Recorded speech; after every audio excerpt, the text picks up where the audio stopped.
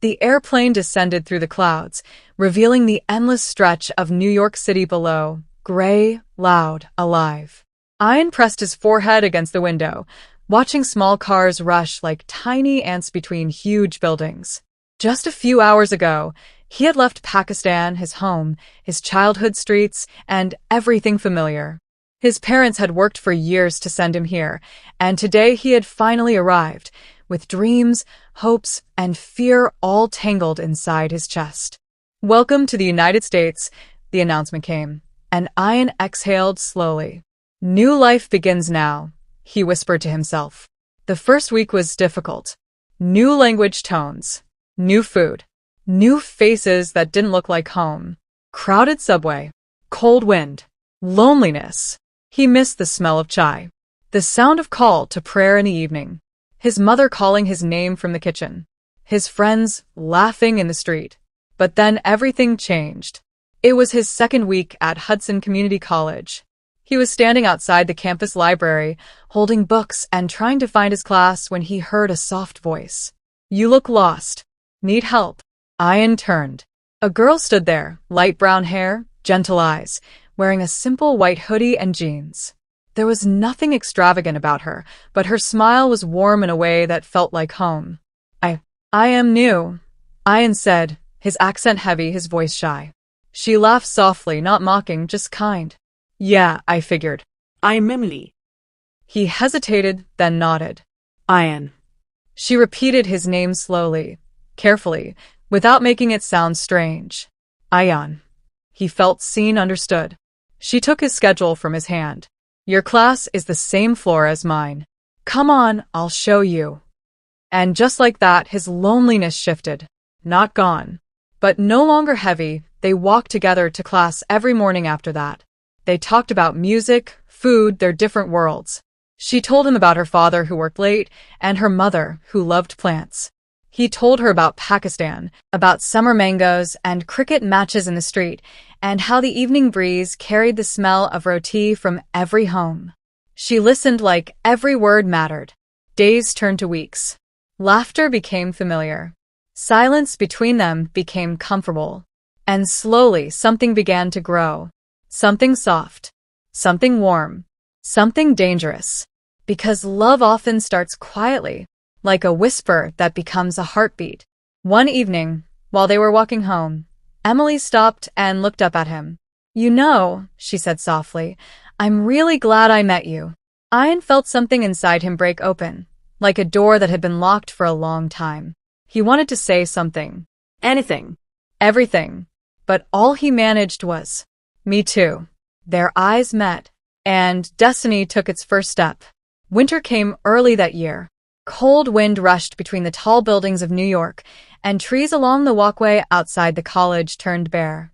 Students hurried across campus in thick jackets, scarves wrapped tight around their faces.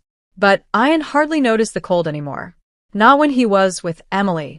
They spent hours in the library, sometimes studying, sometimes talking, sometimes just sitting in silence while their laptops hummed softly.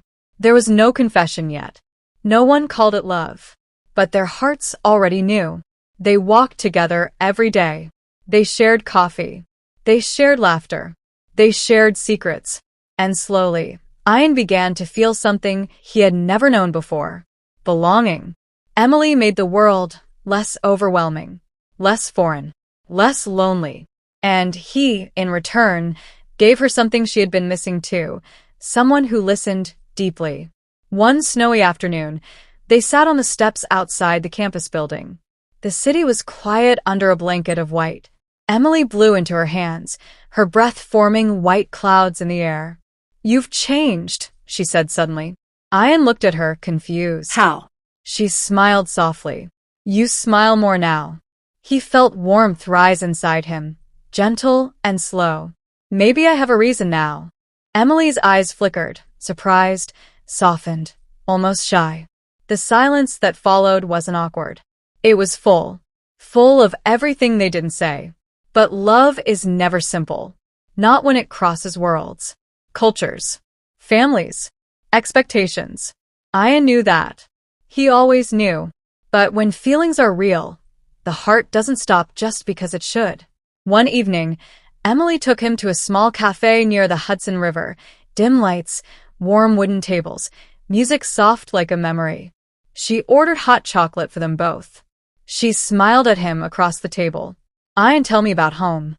He hesitated, not because he didn't want to talk, but because home was painful now. Home meant distance. Home meant sacrifice. Home meant the life he left behind. But she waited, patient, gentle. So he told her. He told her about summer nights on his rooftop, under a sky full of stars. About how laughter echoed through the streets during Eid.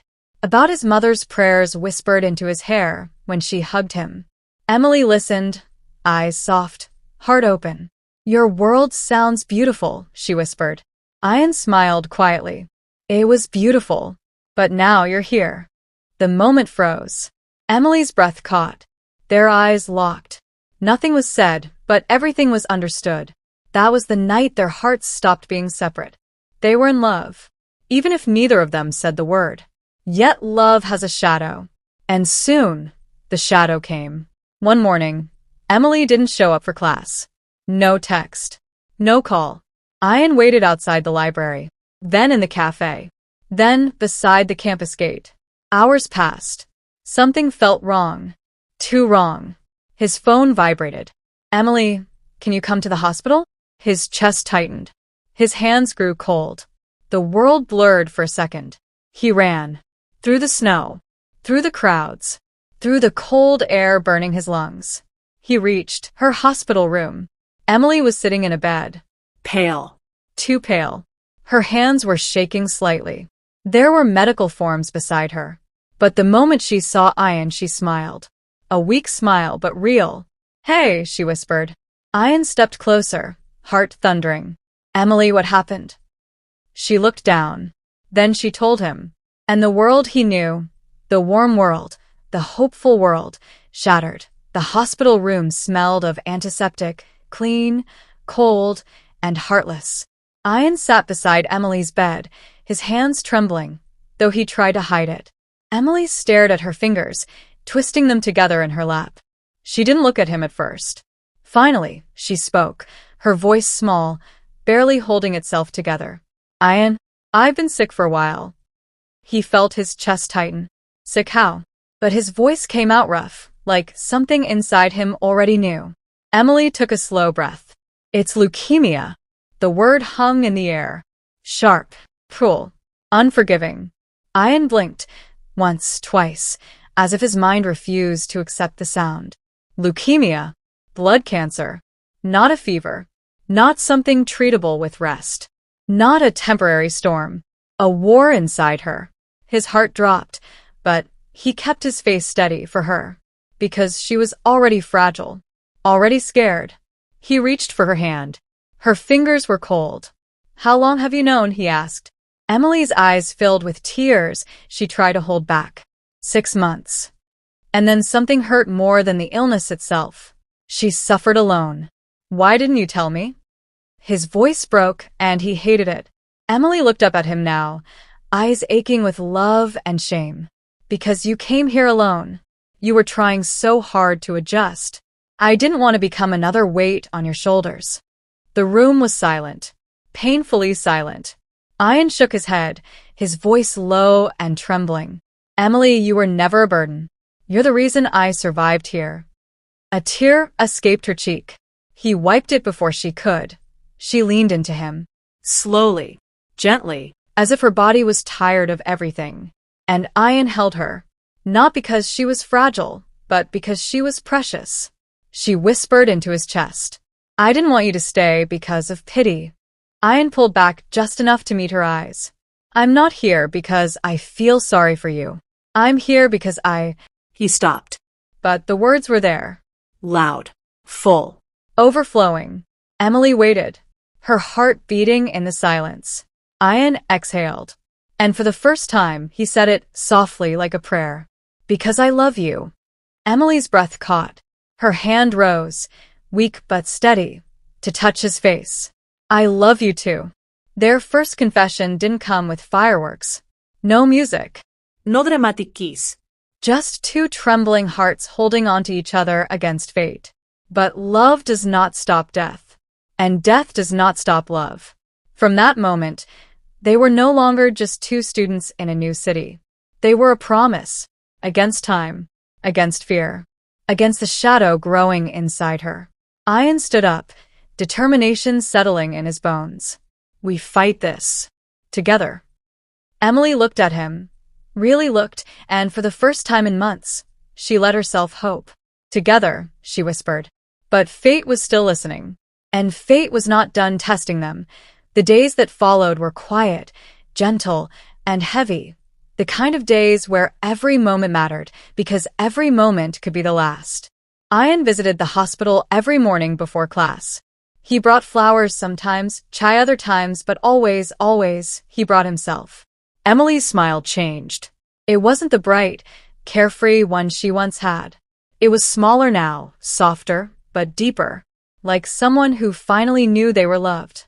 When winter snow fell, the city turned white again. New York looked peaceful, almost innocent. But for them, every snowfall was a reminder. Time was passing. One afternoon, Ian walked Emily to the hospital courtyard. She wore a knitted hat to hide her hair loss, but her eyes still held the same warmth that had changed his life. They sat on a cold bench, watching children build snowmen. Emily leaned her head on Ian's shoulder. If I don't make it, she whispered, breathing frost into the air. Promise me something? Ian turned her quickly. Too quickly. Don't say that. But she continued anyway, because she had to. Promise me you'll keep living.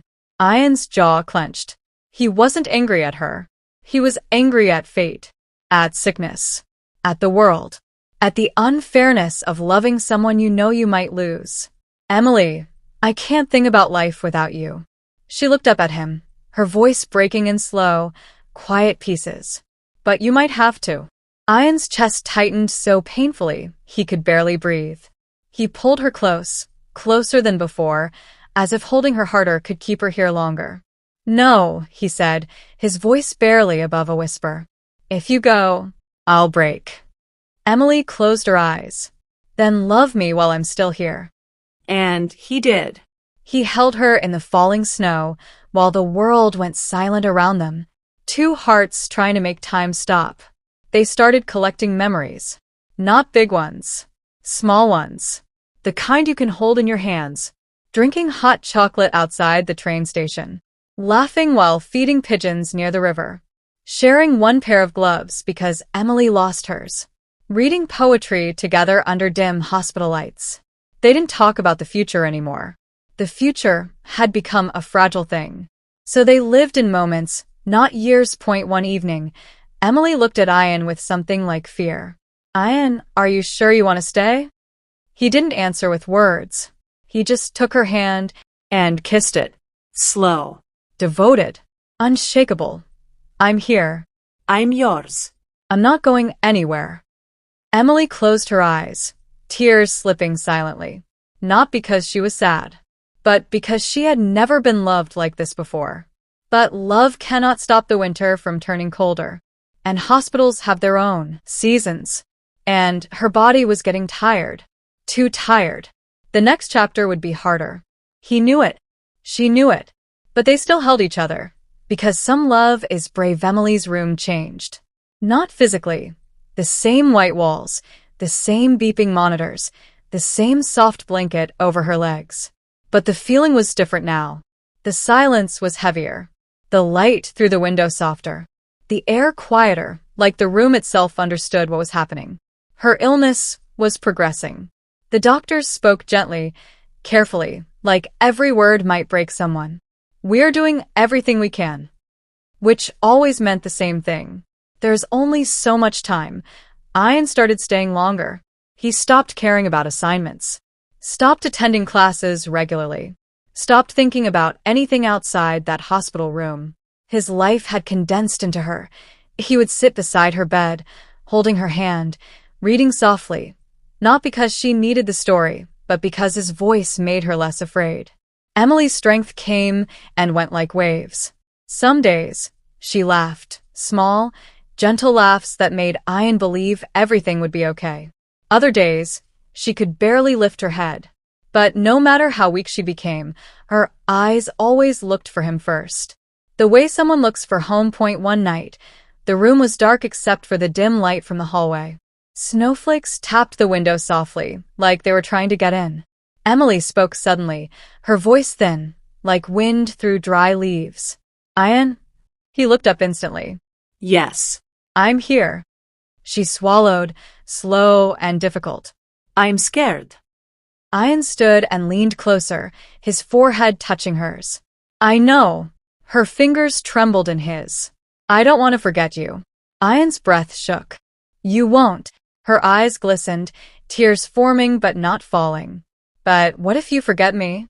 Ian froze. The idea itself was unbearable. He took her hands, fragile, bones too visible beneath pale skin, and held them like something sacred. Emily. His voice cracked. You are the part of me that I didn't know was missing. I will remember you in everything. She blinked, tears finally slipping down the side of her face. In what? She whispered. He smiled, broken, soft. In the first snowfall. In the sound of the river. In the smell of coffee. In every quiet morning. In every warm smile. In every moment, I feel alive. His voice broke again. Because you were the one who made me learn how to live. Emily cried silently, not loudly, not dramatically, just tears that fell because love was bigger than both of them. She pulled him into her, and he held her carefully, like holding something made of both light and heartbreak. They didn't speak again that night. They didn't need to. Their silence said, I love you. I'm not ready to lose you. I don't want to let go. But winter kept coming, and the nights grew colder. And her body, her brave, tired body, was slowing down. The falling light had begun, and love could not reverse it. Not anymore. The doctor hesitated when Emily asked. Her body was weak now, her breath slower. Even lifting a cup took effort. But she looked at him with quiet determination, the kind of determination people have when they know time is no longer a promise, only a gift. Just for a few hours, she said softly. I want to go outside with him. The doctor glanced at Ian. Ian nodded. Not with hope, but with love. The kind of love that refuses to waste even a single remaining heartbeat. They wrapped Emily in a coat, scarf, and hat. She was small inside them, like the clothes belonged to someone stronger, someone who wasn't fading. Ian pushed her wheelchair slowly through the hospital doors. Cold air touched her face like a greeting from the world she was leaving. Emily closed her eyes and breathed in deeply. It smells like life. Ian swallowed hard. His throat had been tight for weeks. They took a slow path along the Hudson River. The water shimmered cold and silver.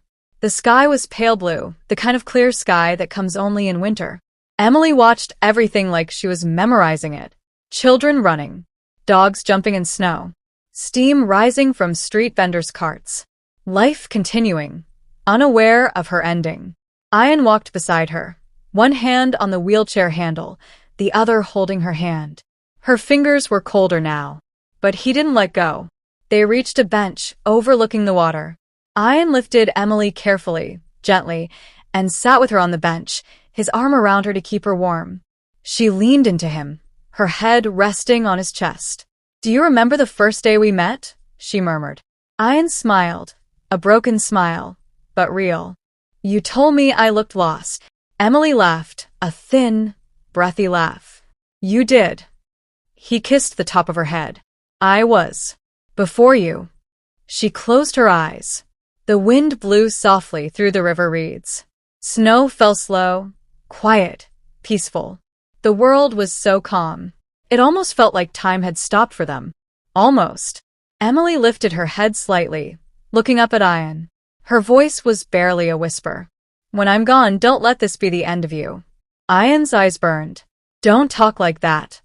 She put her fingertip to his lips. I need to say it. He went still. She continued, slowly, carefully, like every word cost energy she didn't have. Promise me you'll finish college. Promise me you'll make friends. Promise me you'll fall in love again someday. Ian shook his head violently, tears slipping down before he could stop them. I can't promise that, Emily. Her eyes were gentle, painfully gentle. Then promise me you'll try. Ian's breath broke in his chest. He nodded, once, because he couldn't speak. Emily smiled, small, exhausted, beautiful. Thank you. They sat like that for a long time. The river, the snow, the silence. Two hearts trying to hold a moment in their hands. But moments are fragile. And evenings come. And the world does not stop for love. As the sun began to set, fading into gold, Emily whispered, Ian, can I ask you something? Ian looked down at her, his heart already trembling. Anything. Emily's voice was so soft now, like a candle flame in wind. Hold me, like I'm still living. Ian wrapped his arms around her, fully, tightly, lovingly, and she leaned into him, her breath slow and warm against his chest. They watched the sun fall together. The hospital room was dim when they returned. The sun had already set. The hallways were quiet.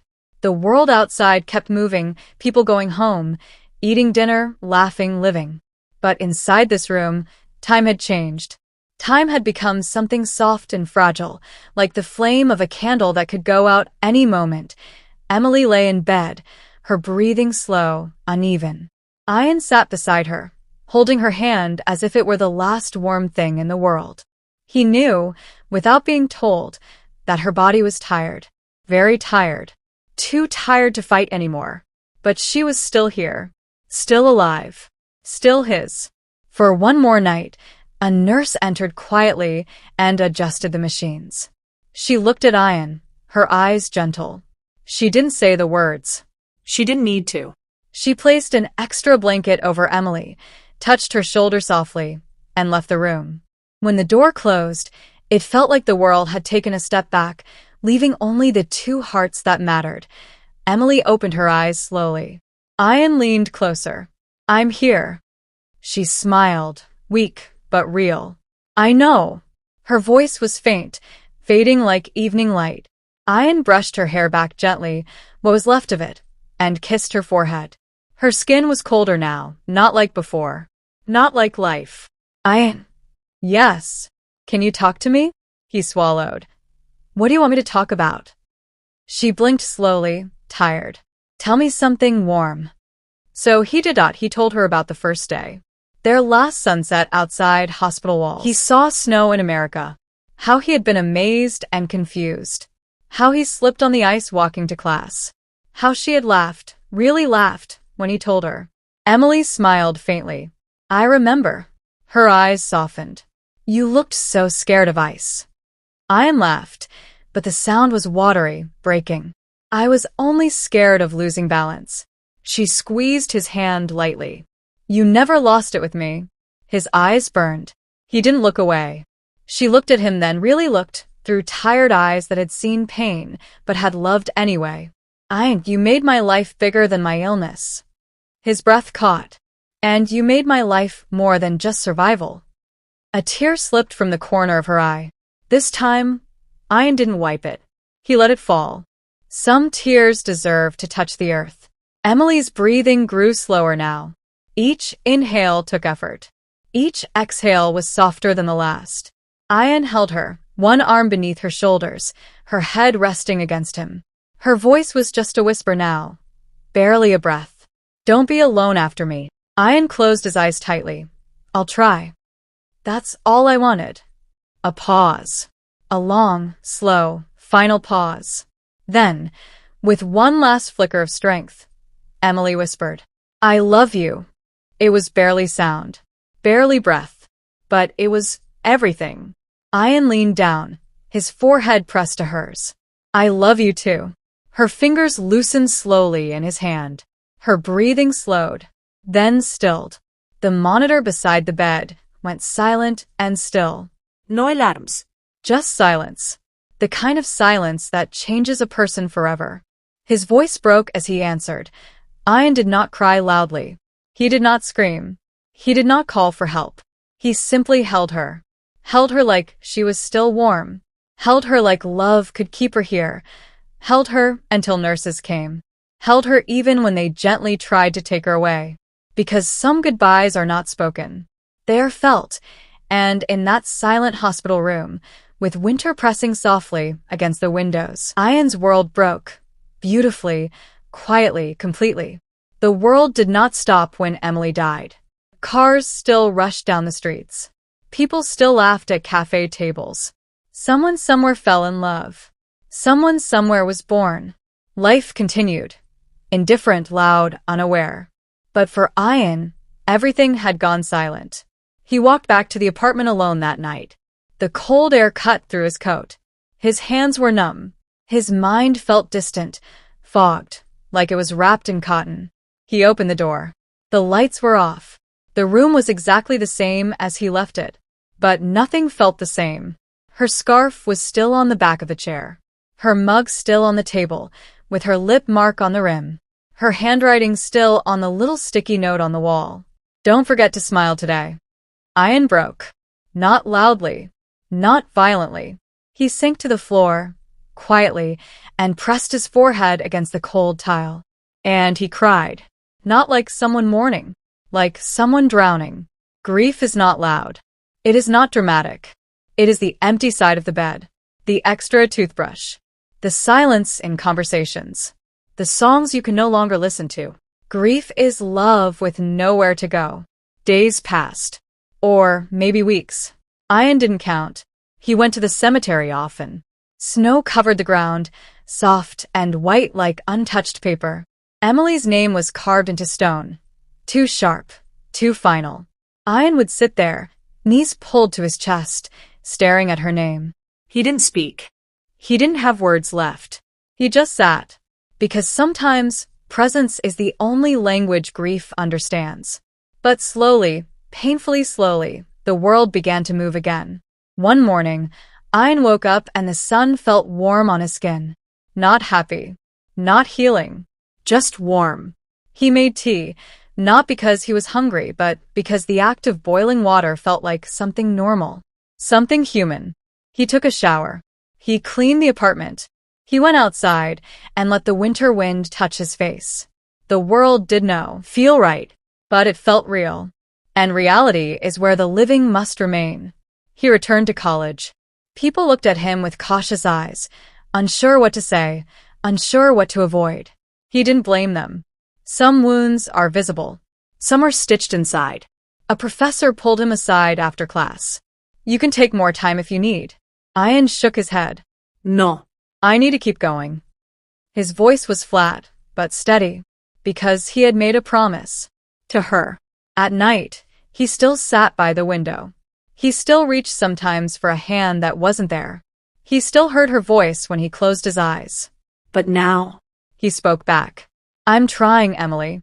And somehow, that made breathing easier. Grief did not leave. It simply changed shape. It became memory. It became silence. It became the soft ache that lives in the chest, not sharp enough to kill, but too deep to ignore. And deep inside that ache, love remained. Love does not die when the person does. It shifts. It folds itself into the heart. It becomes the quiet part of who you are. And Ian carried her. Not as loss. 3 years passed. The snow melted and returned and melted again. Seasons circled like slow-moving memories. Ian graduated. He got a job in a small architectural studio in Seattle, the kind of place with coffee cups everywhere and blueprints taped to walls. He worked quietly, carefully, as though everything he touched mattered. Because it did. She had taught him that. But as light he lived alone, by choice, not loneliness. The apartment was simple. A bookshelf filled with design books and one poetry book she once loved. A small balcony with one chair. A single plant he kept alive because she once told him, if you can keep something alive, you are alive. He watered it every morning. He did not avoid her memory. He carried it, like a photograph in the wallet of his heart. One afternoon, a soft spring rain was falling. Ian walked to a small cafe near the river, the place he sometimes went when he needed quiet company. Not noise. Not conversation. Just presence. He ordered chamomile tea, her favorite, out of habit. He sat near the window. The rain traced delicate lines down the glass. He watched people. A couple laughing under one umbrella. A child jumping into a puddle. Two elderly men arguing over chess. Life, tender, fragile, temporary, continued. Ian breathed in. And for the first time in a very long time, he felt peace instead of pain. Not because he forgot, but because love had softened into something warm. Is this seat taken? A voice asked, gentle, uncertain. Ian looked up. A girl stood there, maybe his age. Soft eyes. A rain-wet jacket. Nervous smile. He shook his head. No, it's not. She sat across from him.